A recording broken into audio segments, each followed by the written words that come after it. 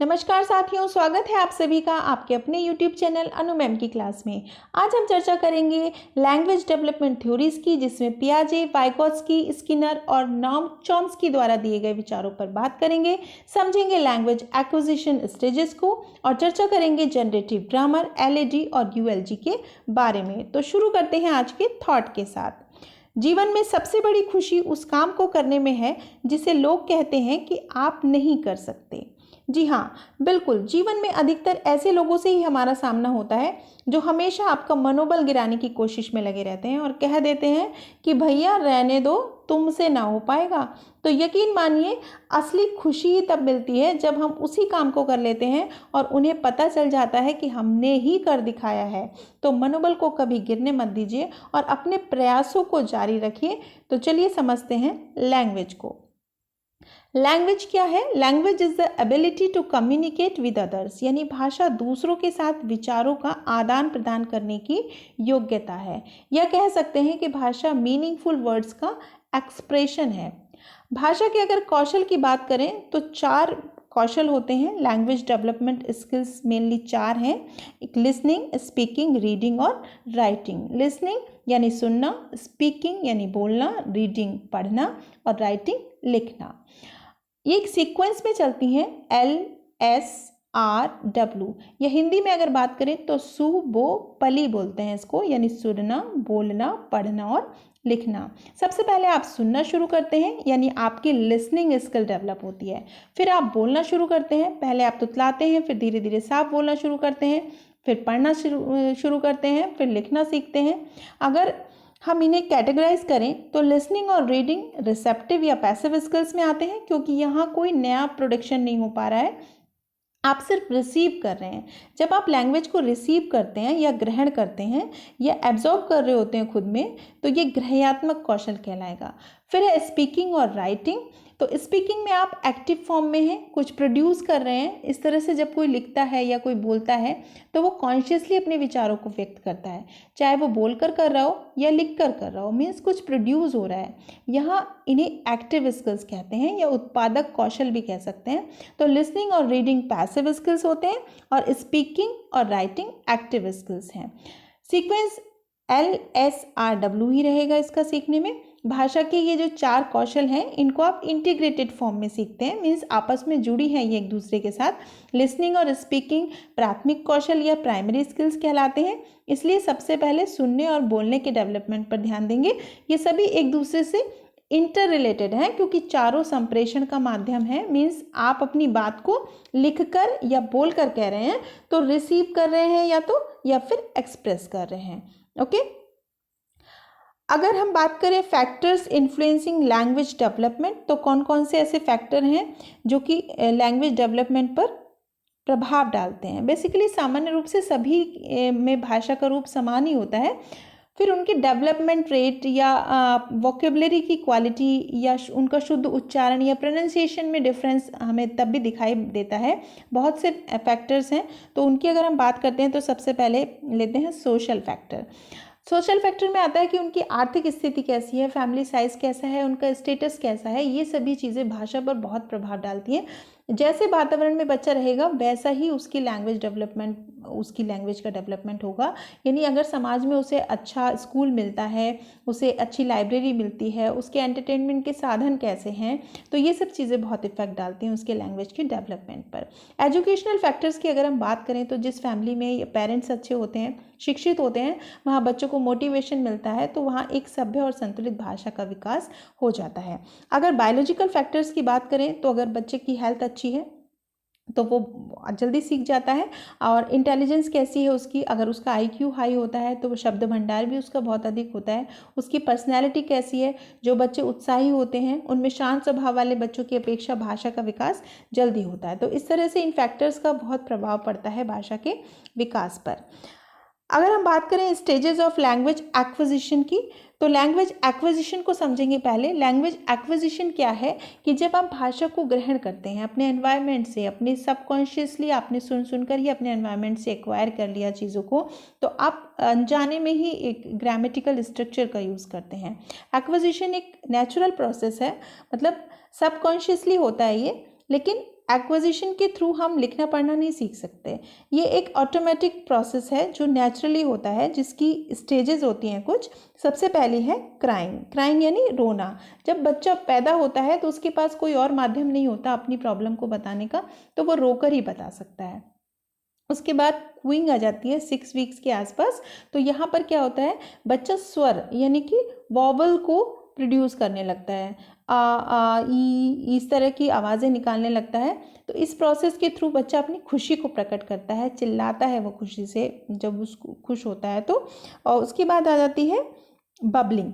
Bubbling में या बलबलाना, तो 6 महीने का बच्चा बबलिंग शुरू कर देता है। इसमें वो स्वर के साथ व्यंजन को भी मिलाने लगता है, यानी कि कॉन्सोनेंट विद वॉवल्स दोनों को यूज़ करने लगता है। उसके बाद है इकोलेलिया, यानी 9 महीने के आसपास का बच्चा एक ही शब्द को एक सीरीज में दोहराता है, जिसे हम जैसे बच्चे दादा दादा पापा पापा बोलते हैं, तो वो 1 साल के आसपास जब बच्चा आ जाता है, 1 साल का बच्चा हो जाता है, तब वो इस तरह से बोलने लगता है। 2 वर्ड्स स्टेज, यहाँ पर बच्चा 2 शब्दों को बोलना शुरू कर देता है। फिर उसके बाद है लॉन्गर अटेंडेंस, उसके बाद वो लंबे लंबे सेंटेंसेस को बोलना शुरू कर देता है। 2 से 4 साल की अवस्था में बच्चा पूरे वाक्य को बोलना शुरू कर देता है। अगर हम लैंग्वेज थॉट्स की बात करें पियाजे और वाइगोत्स्की की, तो पियाजे कहते हैं कि थॉट पहले आता है, फिर उसके बाद भाषा आती है। मीन्स विचार भाषा को आगे बढ़ाता है।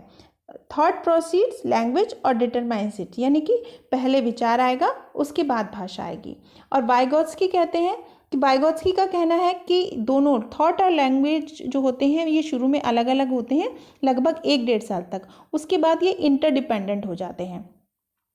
फिर egocentric speech is of no use.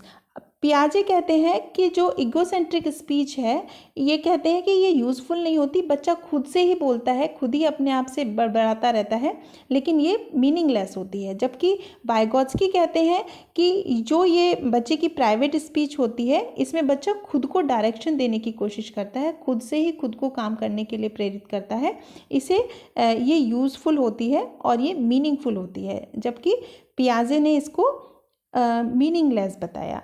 फिर पियाजे कहते हैं cognitive development is independent of language, कि संज्ञानात्मक विकास का भाषा से कोई संबंध नहीं है। लेकिन वाइगोत्स्की कहते हैं कि language is essential for cognitive development. Cognitive यानी संज्ञानात्मक विकास के लिए भाषा का विकास जरूरी है, या भाषा का एक महत्वपूर्ण रोल है इसमें। उसके बाद बात करते हैं स्किनर की। तो Skinner argued that children learn language based on behaviourist reinforcement principles by associating words with meanings. Skinner कहते हैं कि बच्चे किसी मूर्त वस्तु से चीज़ों को जोड़कर जल्दी सीखते हैं, जैसे वो अपने वातावरण से बहुत जल्दी सीखते हैं। इसलिए छोटी क्लासेस में बच्चों को पिक्चर के थ्रू समझाया जाता है, या अपने वातावरण के साथ उनको इंटरेक्ट करके बच्चे बहुत जल्दी सीखते हैं।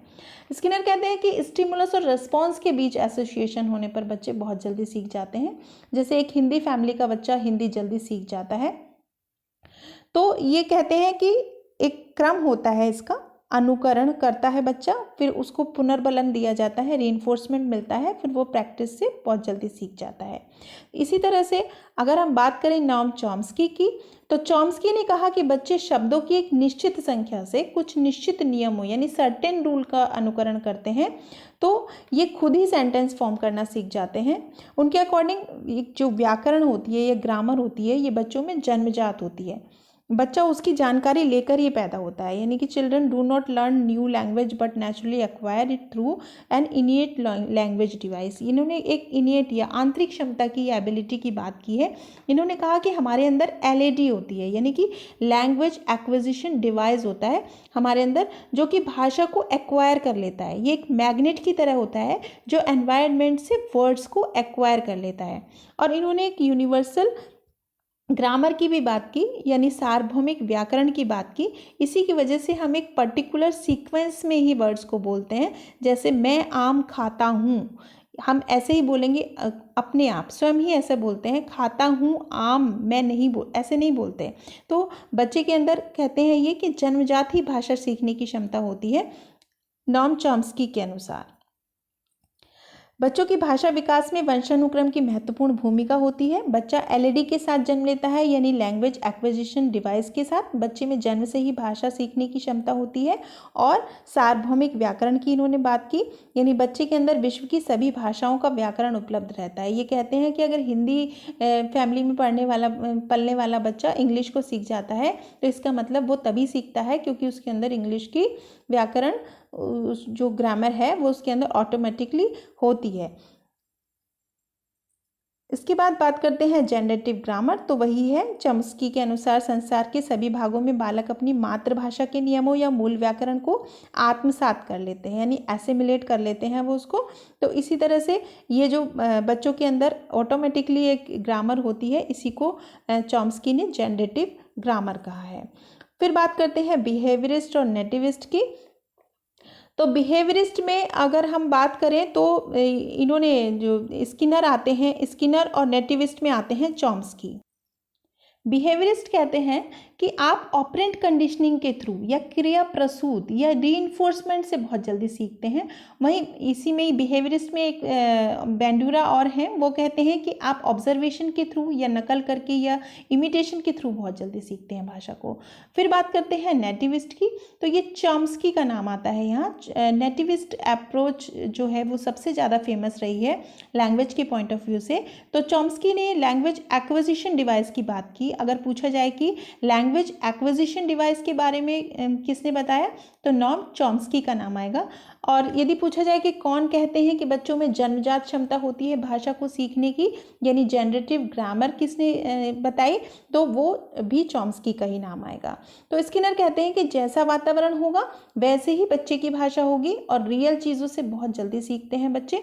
जबकि चॉम्स्की कहते हैं कि भाषा बच्चे वातावरण से नहीं सीखते हैं बल्कि जन्म के साथ आती है एलईडी के रूप में या लैंग्वेज एक्विजिशन डिवाइस के रूप में। आशा करती हूँ लैंग्वेज डेवलपमेंट थ्योरीज को आप सब लोग समझ पाए होंगे। यदि कहीं कोई प्रॉब्लम हो तो कमेंट बॉक्स में लिख के बताइएगा। यदि वीडियो पसंद आया हो तो लाइक करें, शेयर करें, चैनल को सब्सक्राइब करें ताकि नेक्स्ट वीडियो का नोटिफिकेशन आपको मिल पाए। धन्यवाद।